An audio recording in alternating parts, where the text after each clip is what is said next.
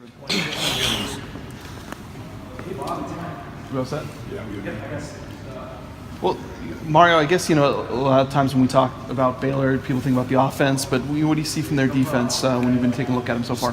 Very physical, quick defense. They cause penetration in the backfield. They use a lot of movement to get the O-line on edges, get the tight end on edges, and they just got really good players that, bust their tails to keep going. They got good engines and good motors. It's going to be a good one.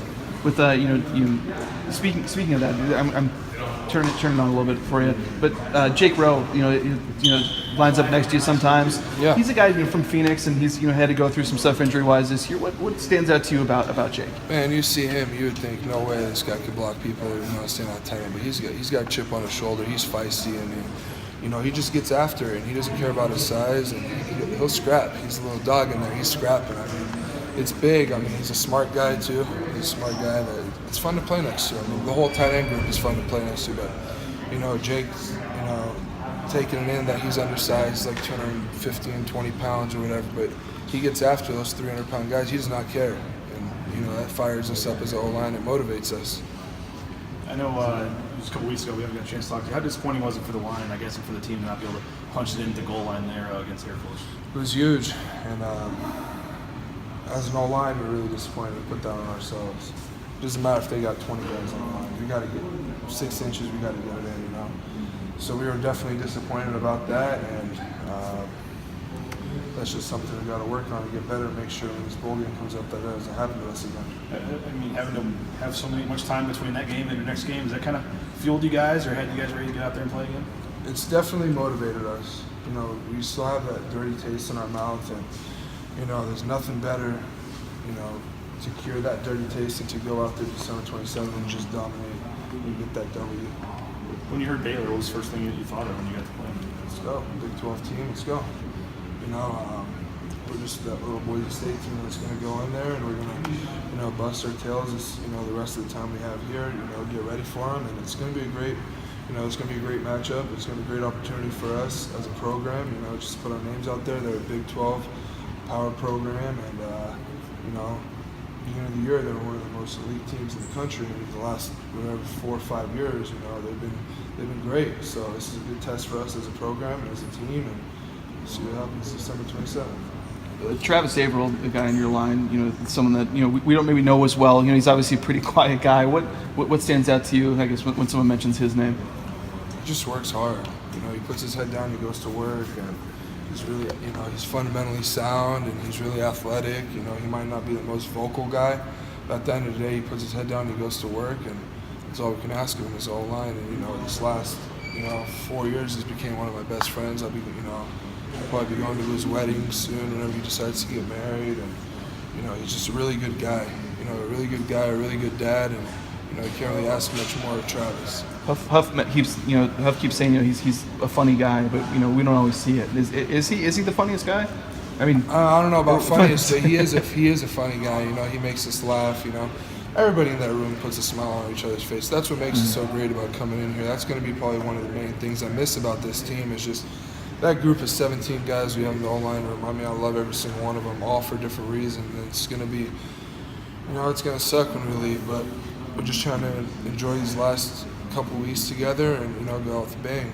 Have you thought about, on the 27th to put on the blue and orange for one final time? Yeah, I realized that it's, every day it's starting to hit me more and more. It's so surreal, but at the end of the day, everything comes to an end at once. And after this game, my focus is on Baylor, but after that, I'm ready for the next chapter of my life, and it's fired up to see what's going to come. And Boise State has put me in a great situation, being here the last 5 years to set me up for the next chapter of my life. How would you kind of assess the regular season? I know, in the off season, a lot of guys looked at 2015 and said that was disappointing. It wasn't up to their standard. How would you assess? You look at it, we're 9 points away from potentially being one of the best teams in Boise State history. We're safety and we're the goal line stand away. So, it's big. Obviously we're disappointed we lost 2 games, but at the end of the day, we look at it, we won 10 games. A lot of teams in the country wish to win 10 games. There's some teams that their goal is to win 6 games. And, we fell short of our goals, and we're held to high standard here. But at the end of the day, we can't, You know, that's already in the past, and we just got to learn from our mistakes. Those 2 losses we had, we got to get better.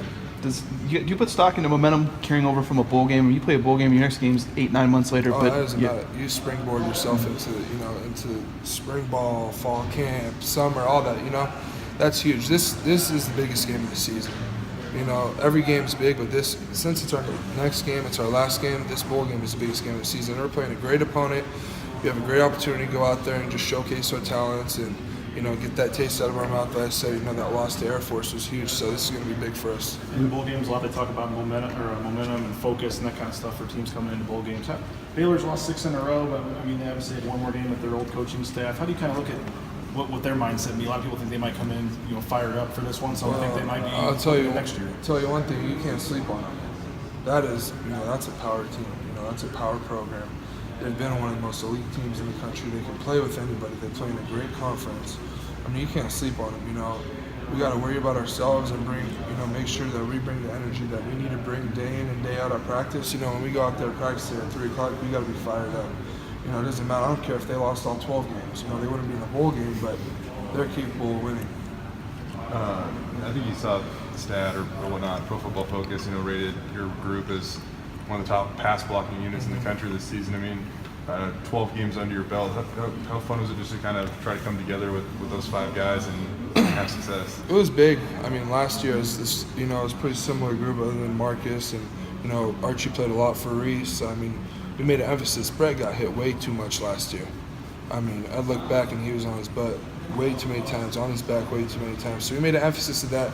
Brett's been doing a great job, you know, getting the ball out of his hands. I mean, probably should have had a couple more sacks than we've had this year, but he's done a great job. J-Mac's done a great job. Alexander's done a great job stepping up in pass protection. The tight ends have done a great job. I mean, it's not just us 5 up front, you know. It's been great. I mean, I'm not sure how many sacks we've given up or whatnot, but you can definitely tell a difference with Brett having the time to be able to connect on those long balls and, you know, get set and, you know, spur back open like that. So that fires us up on, you know, whatever we were, you said number 2 or whatnot. But none of that matters if we don't go out there and show up against Baylor. I know for a long time you've been a big proponent of Jeremy McNichols' work, and it sounds like he might have a decision coming up here one way or the other. And just curious on how special the season. I mean, you block for Jay, and now you block for J-Mac during record-setting seasons. And I mean, is there a parallel between the two more than just production? I mean, it's huge. I mean, we're gifted to have had back-to-back running backs like that. You know, when Jay left for the draft, everybody was like, oh, dang, like, what are we gonna do now? But I knew, the team knew we had Jeremy McNichols waiting to get his shot.